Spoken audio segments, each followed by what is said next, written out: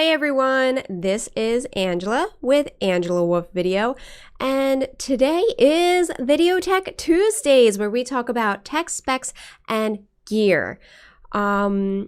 Missed you last week because again I've been on a shoot, so whenever I miss a Tuesday it's because I'm out on a shoot. But we are back today to celebrate Women's History Month. All of March is Women's History Awareness Month or just Women's History Month. And I thought that it would be a really good opportunity to dive into how we can use that in our marketing and how not to use that in our marketing. So these tips are going to be a little bit more broad where you can use them in all different types of marketing, email blasts, blogs, print, any type. But of course, this very much applies to videos, social media, clips, and all the other good video marketing and branding stuff that we love to talk about. So as always, I have lots of streams going on. I'm streaming on Facebook, YouTube, and Instagram. So I will be trying to keep an eye on all of my streams. If you have any questions, please feel free to comment below and I will try and get to all of them. And if you are watching this later as a replay instead of live, no worries, just do hashtag replay in your comments so I know I didn't get a chance to answer it the first time around and I will be sure to answer it next week. So just double checking, looks like I am live everywhere I want to be live. Cool. That's where we want to be. So let's get started. First off is just like a really quick, like everyone knows Women's History Month, but like what is it? And it's first started from my research, looked like the first official Women's History Day was in 1909 to commemorate the 1-year anniversary of the garment workers' strike, where they striked because of working conditions and wage. And of course, garment workers were basically all women and majority immigrant women. And so that's huge. And I think to know that that's where this idea of Women's History Month started, to now like just kind of helps us remember why we want to be doing this and why we want to celebrate it. And that goes into, 2020, it's 2021 right now, but looking at stats from 2019 and 2020, only 40% of firms are women owned. And with a quick caveat that woman owned, to be certified woman owned, which my business is, you need to be only 51% or more owned by women. So of course, my business is 100% owned by women because it's just me. But just to be like, I think there's like a thought that like, oh, this is a woman-owned business. It must be 1 or 2 or 3 women owning it. And then that's it. But it's only 51% has to actually own the business to be considered a woman-owned business. So of that, only 40% of firms even qualify for that much. Right? And then if you go a little bit farther, only 25% of firms that make $1 million or more in revenue are owned by women, are women owned. So we're seeing that in business, there's still a huge disparity. And then if we look in film, which of course we always have to look in film when we're talking on Video Tech Tuesdays, within the top 100 films of 2019, only 10% of the directors were women and only 25% of producers were women. And again, you have more than one producer on a single movie, and a lot of times you have more than one director on a single movie. So that's not saying 25% of movies were produced by women. It's 25% of all the producers were women in 2019. So there is no doubt that we still need to be incorporating Women's History Month into our year and into, of course, every month of the year. But it's really nice to have one time that we can really focus on it, since obviously we do not do a good job of focusing on it the rest of the year. Shout out to Chloe Zhao. I apologize. I'm not quite sure how to say her last name. She's the second woman ever to win a Best Director at the Golden Globes that happened just this past Sunday for Nomadland. And also the very first woman Asian director to win. So I just want to say congrats to her. And obviously, again, it's 2021 and we've only gotten 2 winners for Best Director that are women. So that's my little spiel about why this is important. Now let's go into more practical applications of how do we do this. And, capitalizing on awareness months is a very popular thing in marketing or any type of holiday for that matter. How many people have President's Day sales, right? Like, go buy a mattress, go buy a car. It's President's Day. I don't know. That's what I think of President's Day of now because of how kind of commercialized we've taken that idea. So it's very common for brands to want to kind of hop on that trend. But there's a right way to do it and a wrong way to do it. So that's what we want to talk about today is how can we do this the right way to get good publicity and to make good change versus doing it the wrong way where you're going to get bad publicity. And it's also just not good to do. Just like, don't be a bad brand. You know what I mean? We all want to, I'm assuming everyone watching this and everyone, especially small businesses, want to do good and want to be good. And so here are just easy ways that we can accidentally fall into that bad category, and we want to avoid that at all possible. So let's start with the positives. How do we incorporate Women's History Month into your marketing, specifically like marketing videos, but of course, any type of marketing? Number 1, hire women. Number 2, hire women. All right, now we got to stick on this one.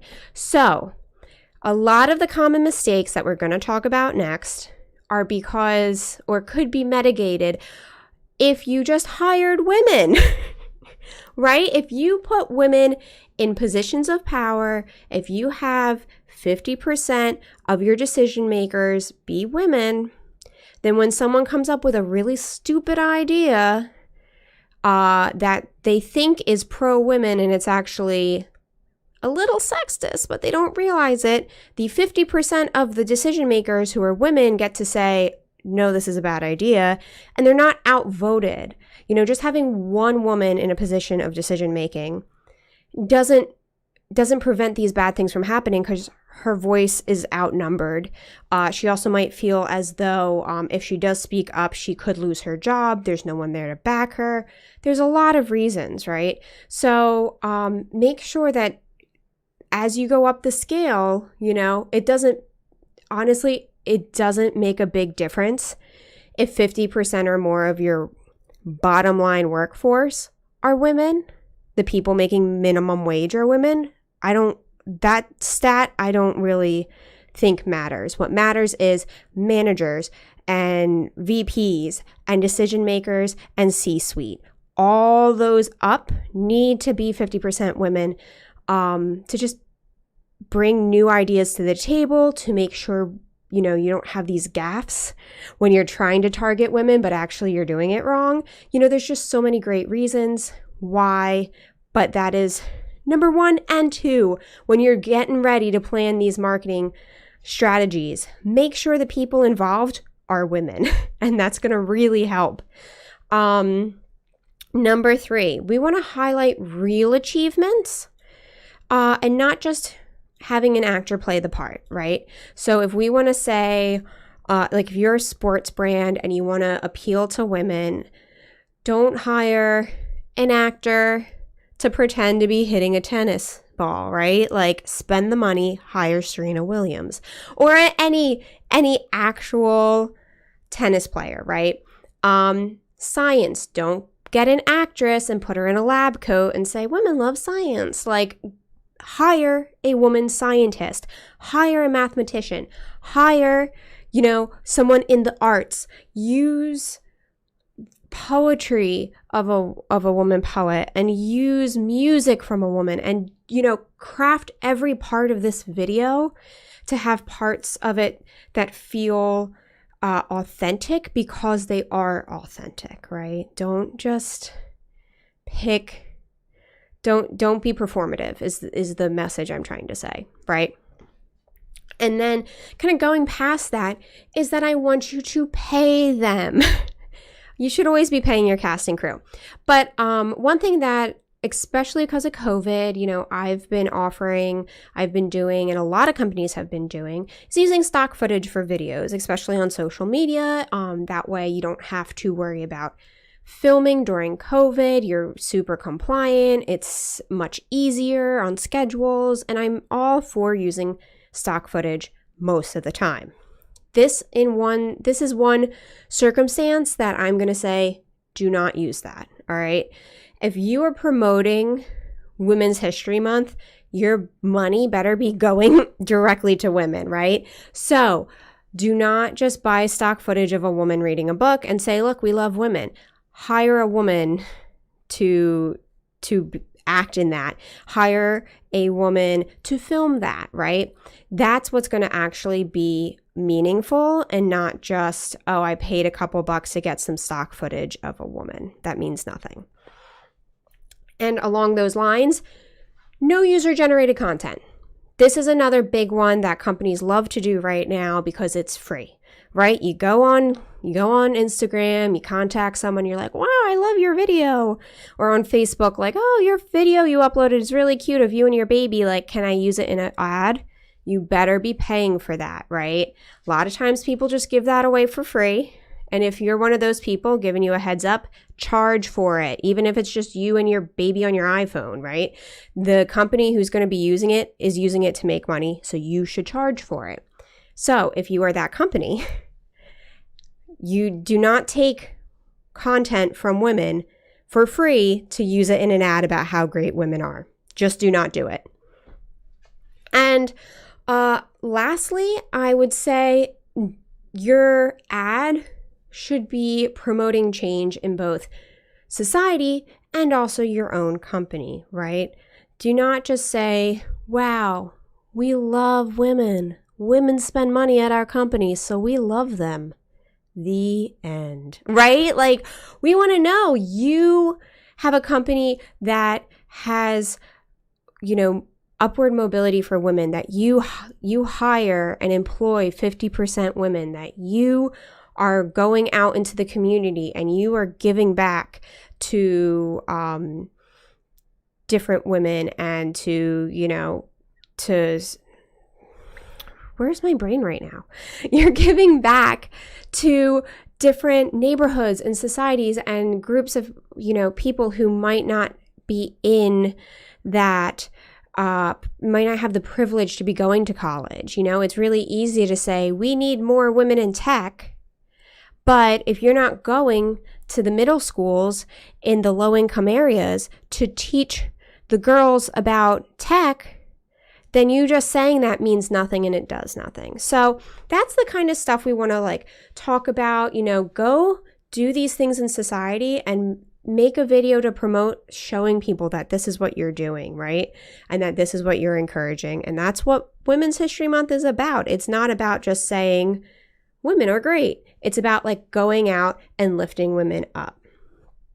So here are some great mistakes I see a lot, and I would like you to avoid them. And again, going back to before, if you hire women in decision-making positions, this really is going to help you avoid these mistakes, because some of this is just subconscious. Some of this is stuff that you don't even realize you're thinking, right? Because society has ingrained it into us so much. I know I am like that with other things, that I'm not as socially aware about, and that society just ingrains it in us and we don't realize it until someone points it out. So it's not saying that you're bad if this is your first thought. I'm saying that by hiring women and people, a diverse amount of people, that it's going to stop you from making these mistakes that are going to be really bad for your company. So, first mistake to avoid is by showing only one type of woman. Women are people. So do not just promote white cis women. promote all races, all abilities, all religion. Do you know what I mean? Just having one white lady being like, hey guys, like, it's not helpful. Okay. I know I'm just one white lady. So I'm just saying to try and spread that that's not going to be enough. Next is do not rely on stereotypes. This is just a good rule of thumb for every single video you ever make ever. There was a video ad by the European Commission in 2012 that was trying to promote girls and women getting into science. Great. Except the way they did it was by making these very stereotypical girl things of like women in high fashion, women in high heels, women with lipstick, and then like cross-cutting it with science and, having like a pair of fashion sunglasses cross-cutted with like lab goggles. And that's just like, that's like a weird idea that like, oh, women only like fashion, and maybe if we make science fashionable, women will like science too, right? That's not how it works. Don't rely on those stereotypes. Women love science. That's just like period, end of sentence. A lot of women do, and it's not because they don't. The reason we need more women scientists isn't because women don't love science. It's because their society has told them from, first grade that that's not a girl thing. That's a boy thing. And then it just kind of gets put to the back of your head and you don't ever think about it. So don't rely on stereotypes. Another stereotype I hate is the I'm not like other women. I'm not like other girls stereotype, because this is very horrible. It's saying that being a girl or being a woman is bad, but this one specific woman isn't bad because she's not like women, right? Saying, well, I'm a woman who's like a man, so I'm okay. Those other women like women, not okay, right? So that's just a horrible stereotype where people think that they're being progressive and they think they're on the right side, but it's actually the undertones, not even undertones, like just straight up what you're saying is bad. Another thing to avoid is calling women girls. Women and girls are not interchangeable words. The same way that I've actually gotten reprimanded before on sets for saying, boys, can you come over and help me do something? And everyone turns around and goes, they're not boys, Angela, they're men. They're 20-year-old men, right? So I've like literally gotten like yelled at for this before. So same thing goes, we're working with middle school girls. Great. We have women in our C-suite. Great. We don't hire girl CEOs, right? Unless she's like 16 and a badass. Great. But otherwise, they're women. And this one is like a little pet peeve of mine. So I don't know if this bothers a lot of people or not. Again, women have different opinions. I kind of hate when you insert the word she or girl or her into like normal words, because I just feel like it's saying that normally women don't belong in that space. So the idea of a shero instead of a hero, herstory instead of history, or, oh, I hate this one and I know everyone uses it, girl boss. I am not a girl boss. I am a boss. I am a boss and I'm running my stuff, right? So it just, to me, feels like you're saying boss is always meant for men. And you, little lady, you're a girl boss, right? It's just like icky when you think about it. Again, my personal pet peeve. I don't know how many people actually it bothers. Lastly, for your brand, does your product or service need to be specific for women? All right. Women's History Month, you might think, let's roll out something for women. Let's roll out a service or a product. But think before you do that. We're going to go to 2012 again for Bic for Her. I don't know how anyone could forget this blunder of a marketing campaign, but the idea that Writing is just too hard for women. Pens are just too much, too big for our feminine hands. So we needed big for her, a girly pen, right? Like, this is absurd. Just put out a pen and just say it's a pen, right? You don't have to say that's specifically for women. Like, women will just use it. Then flash forward to 2018 when Doritos kind of broke that Doritos were planning on launching Doritos for women, which would make less of a crunch and be less powder on your fingers. And they kind of quickly backtracked once they started getting a lot of flack for that one. They were trying to say, all Doritos are for women. This is just with women in mind, or like, oh, well, women like to put snacks in their purse, so we're going to make it so that it fits in your, like, you don't need to do that. You really don't. You want to make snack size packs of Doritos? Just call them snack size packs of Doritos. Why are you saying this is only for women with purses? Like, very silly to say, like, oh, women don't want to crunch too loud because that's a man's thing, right? Just don't.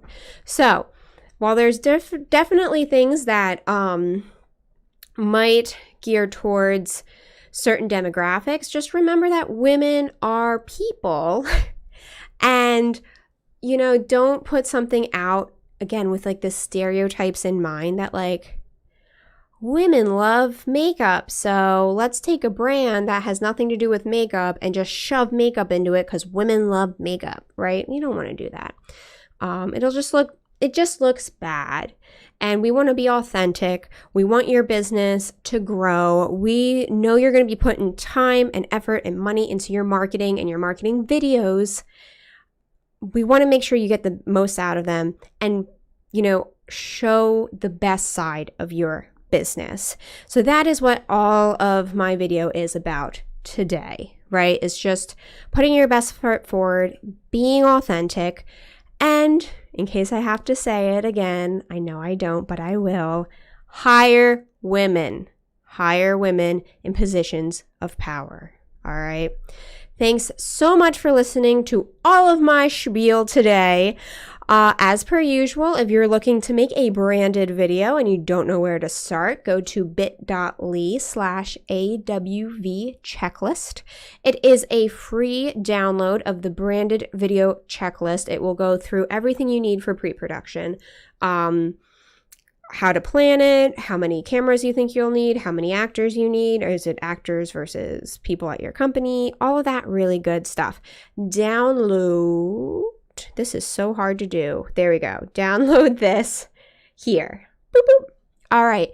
After you download that for free, look through it. And then if you still have questions, if you want to know more, if you think you need something more, go to bit.ly/callawv and set up a time. That's just my Calendly. Set up a free consultation with me. We'll get on the phone and I'll just listen to what your project is and I'll give you some tips and I'll let you know kind of what the scope sounds like. So do those two things if you're looking for branded videos. Everyone have a wonderful Women's History Month. Be sure to buy local, buy from women-owned businesses, support women, hire women, be great all year round, not just this month. And I will be back next week with some more tips, tricks, specs, and gear, and all the other things I like to talk about on Video Tech Tuesdays. Have a wonderful, wonderful rest of your week, everyone.